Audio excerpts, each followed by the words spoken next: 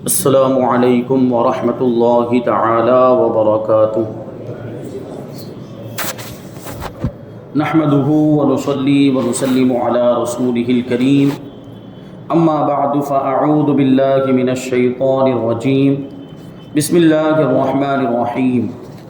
ان اللہ وملائکتہ یصلون علی النبی یا ایہا الذین آمنوا صلوا علیہ وسلموا تسلیما۔ اللہم صلی علی سیدنا ومولانا محمد معدن الجود والکرم وآلہ الکرام وابنہ الکریم وبارک وسلم صلاۃ وسلام علیک یا رسول اللہ صلی اللہ تعالی علیہ وسلم۔ اس سے پہلے حضور پاک صلی اللہ علیہ وسلم کی ازواج مطہرات اور حضور پاک صلی اللہ علیہ وسلم کی مقدس باندیوں کا تذکرہ کیا گیا۔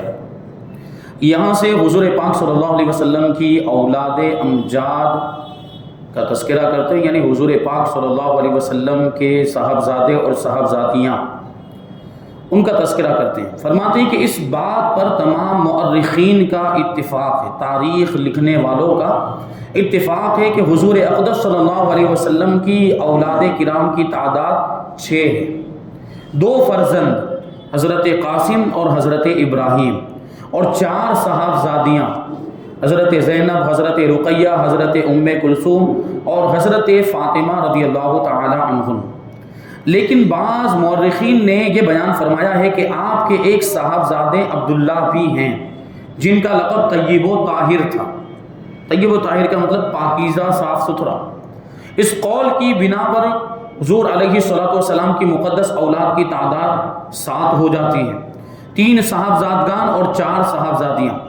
حضرت شیخ عبدالحق محدث دہلوی رحمۃ اللہ تعالی علیہ نے اسی قول کو زیادہ صحیح بتایا ہے۔ اس کے علاوہ حضور صلی اللہ علیہ وسلم کی مقدس اولاد کے بارے میں دوسرے اقوال بھی ہیں جن کا تذکرہ طوالت سے خالی نہیں، یعنی معلومات کے لیے اتنا کافی ہے کہ حضور پاک صلی اللہ علیہ وسلم کی یا تو 6 اولاد یا جو ہے کہ 7 اولاد، اور صاحبزادیوں کی تعداد میں تو کوئی اختلاف ہے ہی نہیں، 4 صاحبزادیاں ہیں۔ ہاں، صاحبزادوں اور لڑکوں کی تعداد کے بارے میں اختلاف ہے، اور کم سے کم 2 تو ضرور ہے۔ 2 سے زیادہ کتنے ہیں، 1 ہے یا 2 ہیں، اس میں اختلاف ہے۔ حضور پاک صلی اللہ علیہ وسلم کی ان 7 مقدس اولاد میں سے حضرت ابراہیم رضی اللہ تعالیٰ عنہ حضرت ماریہ قبطیہ کے شکم سے تولد ہوئے۔ باقی تمام اولاد کرام حضرت بی بی خدیجۃ الکبریٰ رضی اللہ تعالی عنہا کے بطن مبارک سے پیدا ہوئی۔ صرف ایک حضرت ابراہیم، یہ حضور کی مقدس باندی تھی حضرت ماریہ قبطیہ، جن کا بیان اس سے پہلے گزرا، ان کے بطن سے پیدا ہوئے تھے۔ باقی تمام اولاد حضرت بی بی خدیجۃ الکبریٰ رضی اللہ تعالی عنہا کے شکم مبارک سے پیدا ہوئی۔ اب یہاں پر تھوڑا تفصیل کے ساتھ حضور پاک صلی اللہ علیہ وسلم کی ساری اولاد کا تذکرہ کریں گے۔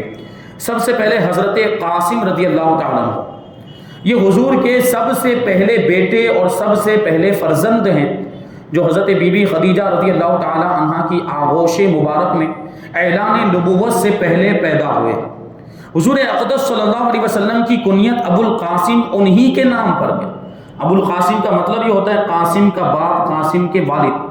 تو حضور پاک صلی اللہ علیہ وسلم کی یہ کنیت حضرت قاسم کی طرف نسبت کرتے ہوئے ہی ہے، اور بہت ساری حدیثوں کے اندر بھی یہ کنیت حضور پاک صلی اللہ علیہ وسلم کی آئی، ابو القاسم حضور کی کنیت حدیثوں میں آئی۔ حضور اقدس صلی اللہ علیہ وسلم کی کنیت ابو القاسم انہی کے نام پر ہے۔ جمہور علماء کا یہی قول ہے کہ یہ پاؤں پر چلنا سیکھ گئے تھے کہ ان کی وفات ہو گئی۔ بچہ جب پیدا ہوتا ہے تو چل نہیں پاتا، لیکن دھیرے دھیرے جب بڑا ہونے لگتا ہے تو ایک وقت وہ آتا ہے، ایک عمر وہ آتی ہے کہ وہ چلنے لگ جاتا ہے۔ تو ان کے بارے میں فرماتے ہیں کہ حضرت قاسم پاؤں پر چلنے لگ گئے تھے اور چلنا سیکھ گئے تھے، اس وقت آپ کا انتقال ہو گیا۔ اور ابن سعد کا بیان ہے کہ ان کی عمر شریف 2 برس کی ہوئی، مگر علامہ غلابی کہتے ہیں کہ یہ فقط 17 مہینے زندہ رہے، واللہ تعالی اعلم۔ یہ روایتوں کا اختلاف ہے۔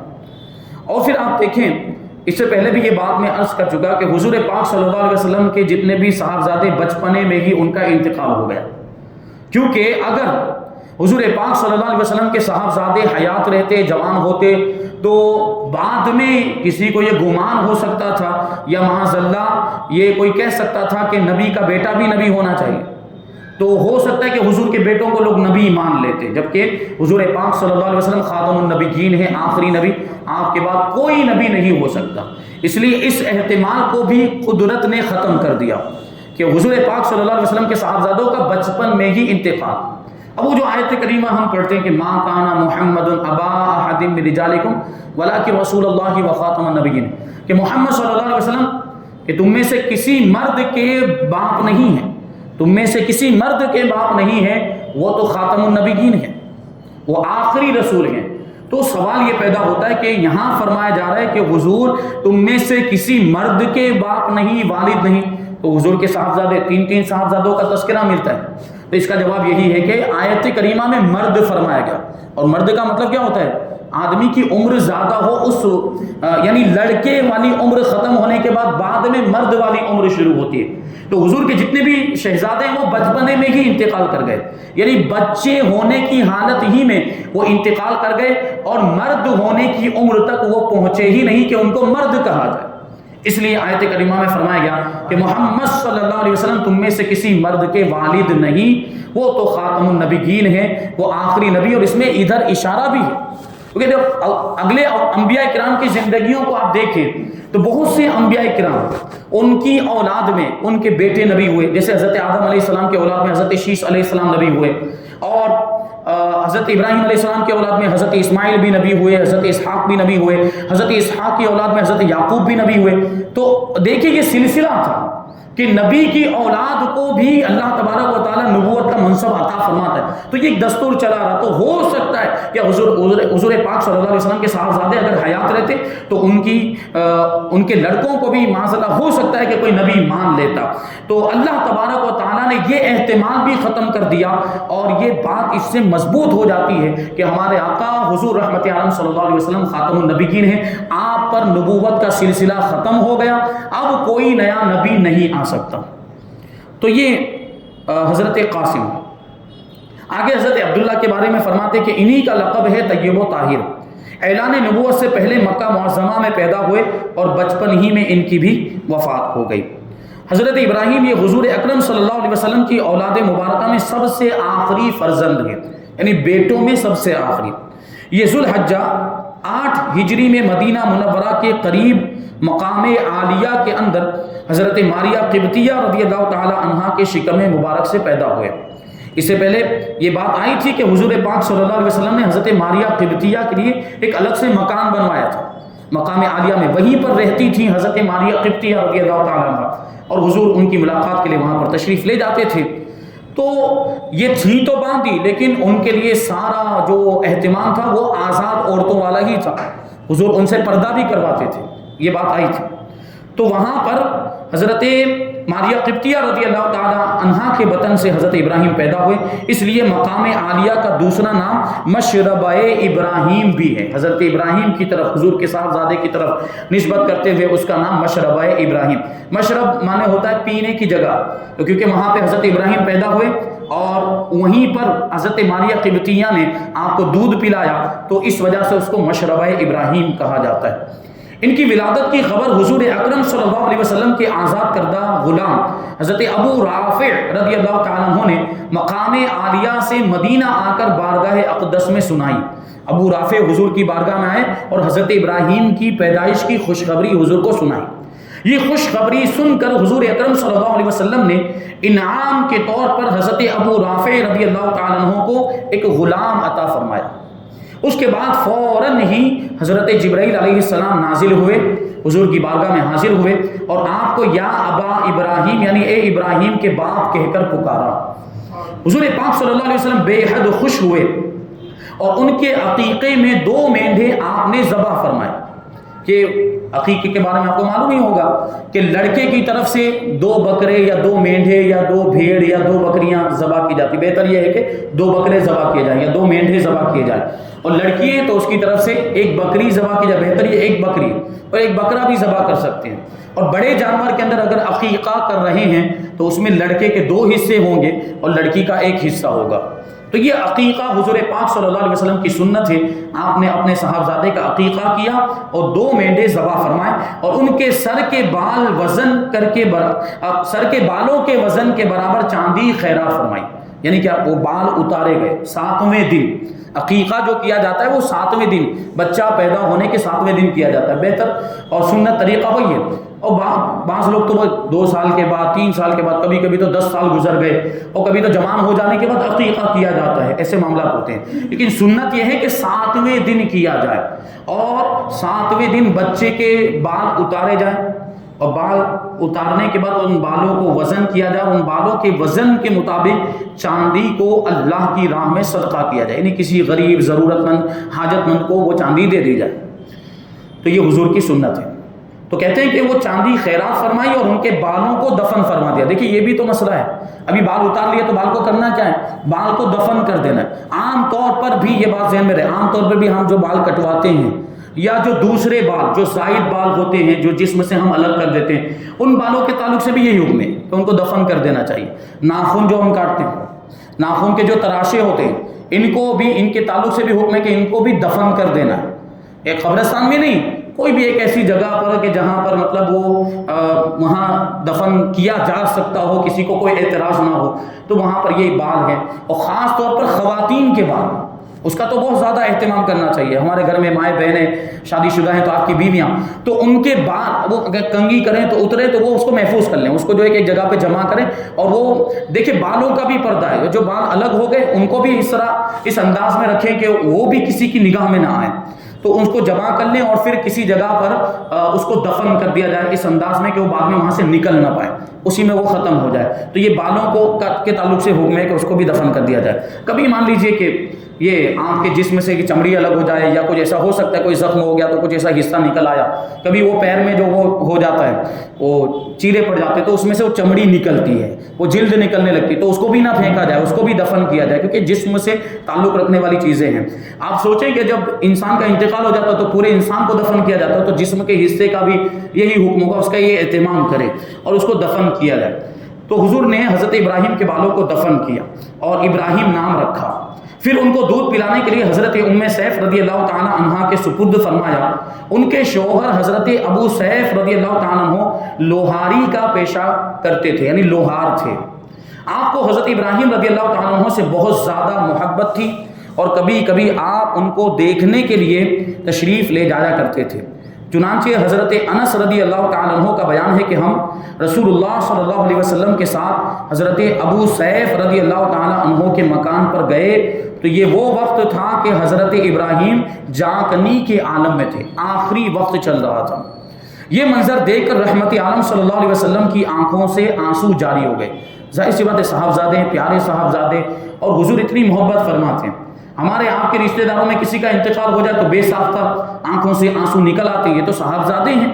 تو حضور پاک صلی اللہ علیہ وسلم کی آنکھوں سے بھی آنسو جاری ہو گئے. اس وقت حضرت عبد الرحمن ابن عوف رضی اللہ تعالیٰ عنہ نے عرض کیا، یا رسول اللہ صلی اللہ تعالیٰ علیہ وسلم کیا آپ بھی روتے ہیں؟ آپ نے ارشاد فرمایا کہ اے عوف کے بیٹے، یہ میرا رونا ایک شفقت کا رونا ہے، مہربانی کے جذبے کی وجہ سے اور محبت کے جذبے کی وجہ سے میں رو رہا ہوں، بے ساختہ میری آنکھوں سے آنسو نکل رہے. اس کے بعد پھر دوبارہ جب یہ چشمان مبارک سے آنسو بہے تو آپ کی زبان مبارک پر یہ کلمات جاری ہو گئے کہ ان العین تدمع والقلب يحزن ولا نقول الا ما يرضى ربنا وانا بفراقك یا ابراہیم لمحزونون. یعنی آنکھ آنسو بہاتی ہے اور دل غم زدہ ہوتا ہے، مگر ہم وہی بات زبان سے نکالتے ہیں جس سے ہمارا رب خوش ہو جائے، اور بلا شبہ اے ابراہیم ہم تمہاری جدائی سے بہت زیادہ غمگین ہیں. مطلب کیا ہوا کہ بے ساختہ جو آنسو نکل جائے اور بے ساختہ بغیر کسی بناوٹ کے وہ غم کی کیفیت پیدا ہو جائے. کبھی کسی کا انتقال ہو تو یہ ہوتا ہے، وہ غم کی کیفیت پیدا ہو جاتی ہے، دل کو صدمہ پہنچتا ہے، تکلیف ہوتی ہے.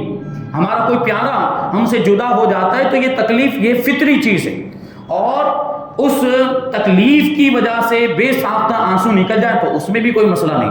لیکن کسی کے انتقال کے وقت ماتم والی کیفیت نہیں ہونی چاہیے، چیخنا چلانا نہیں چاہیے، گریبان چاک نہیں کرنا چاہیے، چہرے پہ تھپڑ نہیں مارنے چاہیے، سینہ کوبی نہیں کرنی چاہیے. یہ سب چیزیں شریعت کے اندر منع ہیں اور ان ساری چیزوں کی اجازت نہیں ہے.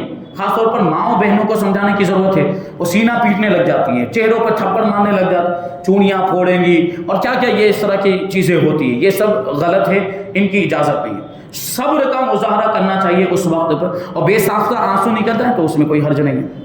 جس دن حضرت ابراہیم رضی اللہ تعالیٰ عنہ کا انتقال ہوا، اتفاق سے اسی دن سورج میں گرہن لگ گیا. تو عربوں کے دلوں میں زمانے جاہلیت کا یہ عقیدہ جمع ہوا تھا کہ کسی بڑے آدمی کی موت سے چاند اور سورج میں گرہن لگتا ہے. یہ پہلے سے زمانے جاہلیت سے، اسلام کے آنے سے پہلے لوگوں نے یہ عقیدہ بنایا ہوا تھا کہ کوئی بڑا مر جاتا ہے تو چاند میں گرہن لگتا ہے. گرہن لگنے کا یہ مطلب ہوتا ہے، یعنی جب سورج میں یا چاند میں گرہن لگے تو وہ لوگ یہ سمجھتے تھے کہ کسی بڑے کا انتقال ہوا. چنانچہ بعض لوگوں نے یہ خیال کیا کہ غالباً یہ سورج گرہن حضرت ابراہیم رضی اللہ تعالیٰ عنہ کی وفات کی وجہ سے ہوا ہے. تو حضور اقدس صلی اللہ علیہ وسلم نے اس موقع پر ایک خطبہ ارشاد فرمایا جس میں جاہلیت کے اس عقیدے کا رد فرماتے ہوئے ارشاد فرمایا، ان الشمس والقمر آیتان من آیات اللہ لا ينکسفان لموت احد ولا لحیاتہ فاذا رأیتموها فادعوا اللہ وصلوا حتی ینجلیا. یقیناً چاند اور سورج اللہ تعالیٰ کی نشانیوں میں سے دو نشانیاں ہیں. کسی کے مرنے یا جینے سے ان دونوں میں گرہن نہیں لگتا. یہ خدا کی قدرت ہے، یہ اللہ تعالیٰ کی قدرت سے ایسا ہوتا ہے. اور ضروری نہیں کہ کوئی مرا ہو تبھی ہوگا، کبھی کوئی نہیں بھی مرا ہوتا ہے تب بھی ہوتا ہے. فرماتے ہیں کہ جب تم لوگ گرہن دیکھو تو دعائیں مانگو اور نماز کسوف پڑھو، یعنی سورج گرہن کی جو نماز ہوتی ہے، جو اس وقت نماز پڑھی جاتی ہے، یہاں تک کہ یہ گرہن ختم ہو جائے. حضور پاک صلی اللہ علیہ وسلم نے یہ بھی ارشاد فرمایا کہ میرے فرزند ابراہیم نے دودھ پینے کی مدت بھی پوری نہیں کی اور دنیا سے چلا گیا، اس لیے اللہ تعالیٰ نے اس کے لیے بہشت میں ایک دودھ پلانے والی کو مقرر فرما دیا ہے جو مدت رضاعت بھر اس کو دودھ پلاتی رہے گی. جب تک دودھ پینے کا زمانہ چلے گا وہ جنت میں دودھ پلانے والی ابراہیم کو دودھ پلاتی رہے گی. یہ حضور کے شہزادے. روایت ہے کہ حضور پاک صلی اللہ علیہ وسلم نے حضرت ابراہیم رضی اللہ تعالیٰ عنہ کو جنت البقیع میں حضرت عثمان ابن مظعون رضی اللہ تعالیٰ عنہ کی قبر کے قریب دفن فرمایا اور اپنے دستے مبارک سے ان کی قبر پر پانی کا چھڑکاؤ کیا. یہ حضور کے شہزادوں کا ذکر یہاں پر مکمل ہوا. یہاں سے حضور کی صاحبزادیوں کا تذکرہ. سب سے پہلی صاحبزادی حضرت زینب رضی اللہ تعالیٰ عنہ. فرماتے کہ یہ حضور اقدس صلی اللہ علیہ وسلم کی صاحبزادیوں میں سب سے بڑی صاحبزادی. اعلان نبوت سے 10 سال پہلے جبکہ حضور صلی اللہ علیہ وسلم کی عمر شریف 30 سال کی تھی، مکہ مکرمہ میں ان کی ولادت ہوئی. یہ ابتدائے اسلام ہی میں مسلمان ہو گئی تھی اور جنگ بدر کے بعد حضور پاک صلی اللہ علیہ وسلم نے ان کو مکہ مکرمہ سے مدینہ منورہ بلا لیا تھا اور یہ ہجرت کر کے مکہ مکرمہ سے مدینہ منورہ تشریف لے گئی. اعلان نبوت سے پہلے ہی ان کی شادی ان کے خالہ زاد بھائی ابو العاص بن ربیع سے ہو گئی تھی. ابو العاص یہ حضرت بی بی خدیجہ رضی اللہ تعالی عنہا کی بہن حضرت حالہ رضی اللہ تعالی عنہا کے بیٹے تھے. حضور اکرم صلی اللہ علیہ وسلم نے حضرت خدیجہ رضی اللہ تعالی عنہا کی سفارش سے حضرت زینب رضی اللہ تعالی عنہا کا ابو العاص کے ساتھ نکاح فرما دیا تھا. حضرت زینب تو مسلمان ہو گئی تھی مگر ابو العاص شرک و کفر پر اڑا رہا. رمضان 2 ہجری میں جب ابو العاص جنگ بدر سے گرفتار ہو کر مدینہ آئے، اس وقت تک حضرت زینب رضی اللہ تعالی عنہ مسلمان ہوتے ہوئے مکہ مکرمہ میں ہی مقیم تھی. چنانچہ ابو العاص کو قید سے چھڑانے کے لیے انہوں نے مدینے میں اپنا وہ ہار بھیجا جو ان کی ماں حضرت خدیجہ رضی اللہ تعالی عنہ نے ان کو جہیز میں دیا تھا. یہ ہار حضور اقدس صلی اللہ علیہ وسلم کا اشارہ پا کر صحابہ کرام نے حضرت زینب رضی اللہ تعالی عنہ کے پاس واپس بھیج دیا اور حضور صلی اللہ علیہ وسلم نے ابو العاص سے یہ وعدہ دے کر ان کو رہا کر دیا کہ وہ مکہ پہنچ کر حضرت زینب رضی اللہ تعالی عنہ کو مدینہ منورہ بھیج دیں گے. چنانچہ ابو العاص نے اپنے وعدے کے مطابق حضرت زینب رضی اللہ تعالی عنہ کو اپنے بھائی کنانہ کی حفاظت میں بطن یاجج تک بھیج دیا. ادھر حضور صلی اللہ علیہ وسلم نے حضرت زید ابن حارثہ رضی اللہ تعالی عنہ کو ایک انصاری کے ساتھ پہلے ہی سے مقام بطن یاجج میں بھیج دیا تھا. چنانچہ یہ دونوں حضرات بطن یاجج سے اپنی حفاظت میں حضرت زینب رضی اللہ تعالی عنہ کو مدینہ لے کر آئے.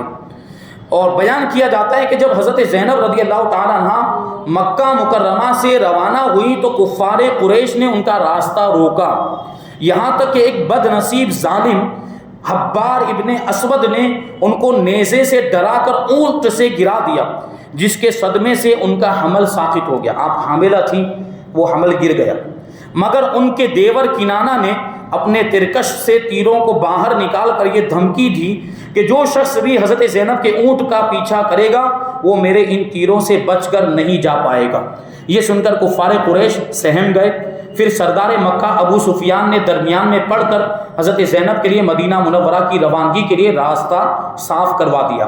حضرت زینب رضی اللہ تعالی عنہا کی ہجرت کرنے میں، آپ کو ہجرت کرنے میں یہ دردناک مصیبت پیش آئی، اسی لیے حضور پاک صلی اللہ علیہ وسلم نے ان کے فضائل میں یہ ارشاد فرمایا کہ یہ افضل بناتی اصیبت فیہ، یعنی یہ میری بیٹیوں میں اس اعتبار سے بہت زیادہ فضیلت والی ہیں کہ میری جانب ہجرت کرنے میں اتنی بڑی ان کو مصیبت اٹھانی پڑی۔